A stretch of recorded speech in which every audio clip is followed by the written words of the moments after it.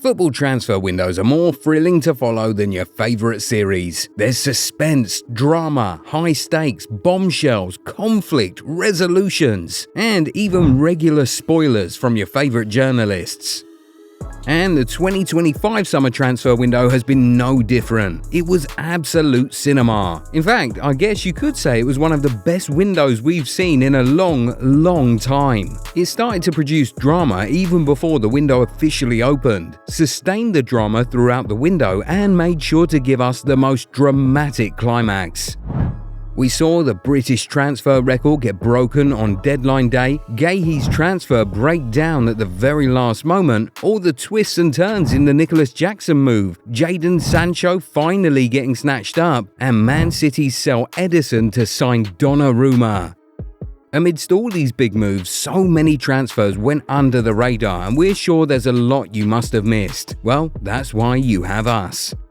These are 20 big deadline day deals you might have missed this summer.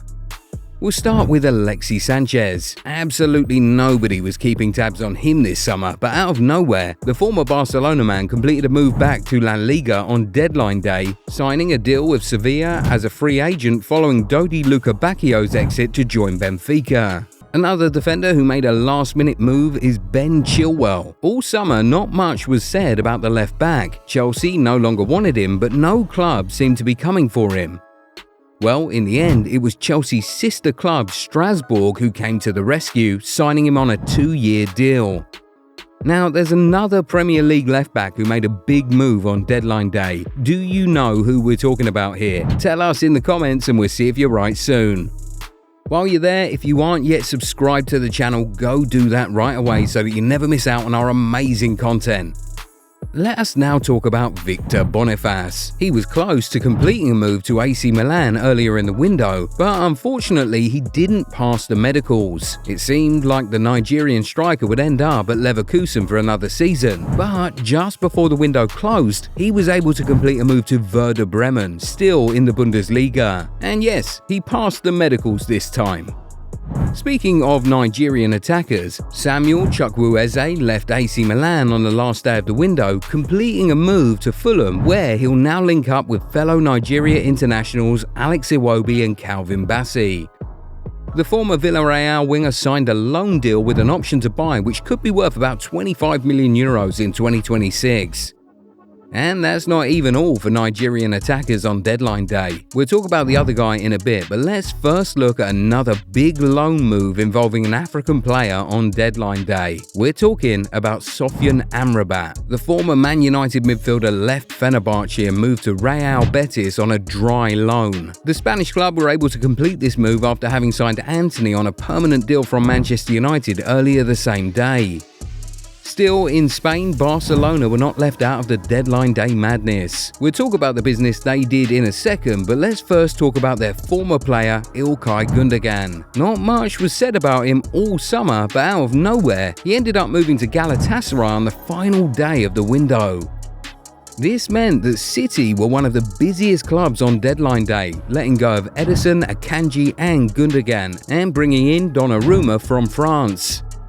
Speaking of France, Benjamin Pavard completed a move to Olympique Marseille very late in the window. In fact, it was his exit that forced Inter Milan to go in for Manuel Akanji just before the close of the transfer window. And still on the topic of central defenders, Victor Lindelof moved to Aston Villa on a free transfer after he'd been released by Manchester United much earlier in the window. The Swede signed a 2-year deal, joining Jadon Sancho and Harvey Elliott in the list of transfers completed by Villa on deadline day. Speaking of Aston Villa, they tried to get Marco Asensio back on a permanent deal this summer, but the former Real Madrid man ended up moving to Fenerbahce for a reported fee of €8.5 million.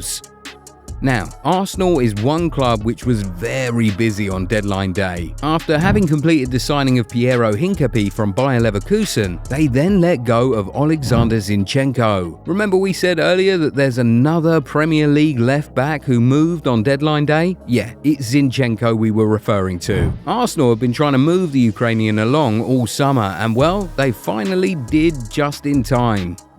The former Man City man completed a season-long loan move to Nottingham Forest, which means he remains in the Premier League and gets to play European football this season. The Gunners also said goodbye to Reiss Nelson, who completed a one-year loan move to Brentford, meaning that he remains in London after spending last season on loan at Fulham.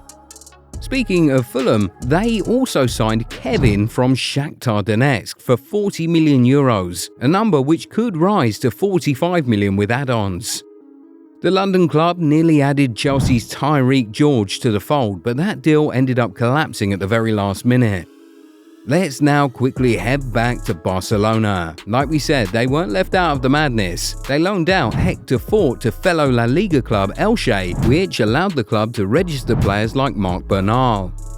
Another Spaniard who made a move you might have missed is Carlos Soler. He finally left PSG permanently this summer after spending last season on loan at West Ham. He signed a 4-year contract with Real Sociedad, which means that the 28-year-old midfielder returns to La Liga after having spent the earlier years of his professional career at Valencia. Now, one would have thought that Sunderland would be quiet after all the moves they made all summer, but they made sure to do some pieces of business here and there on the last day just to wrap things up on a high. Following the termination of Mark Guéhi's loan and his return to Chelsea, Sunderland went out and signed Brian Brobby from Ajax for an initial fee of €20 million, which could rise to €25 million with add-ons. Now, the other Nigerian who made a move on deadline day this summer was Chrysanthus Uche. After having just joined Getafe last summer, the attacker moved to Crystal Palace on a loan deal just before the close of the summer window. As Crystal Palace put it, the Super Eagle joins the Eagles.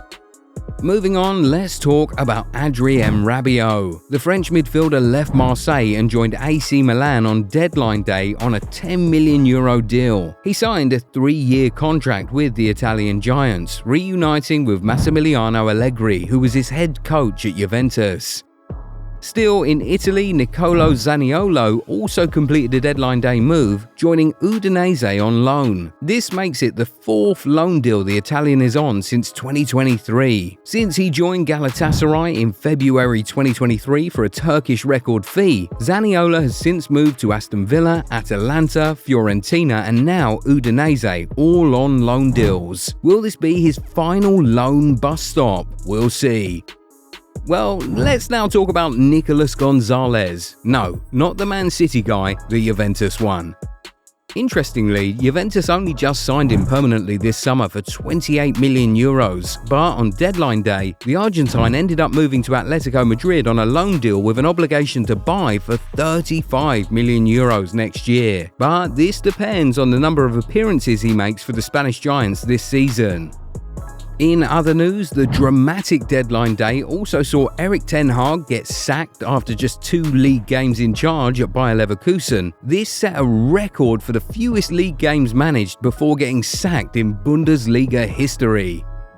Now, which of these deadline day signings do you think will be worth the money, and which ones do you predict will flop? Tell us in the comments. Also, if there are any more big deadline day transfers you think folks might have missed, feel free to share them with us as well.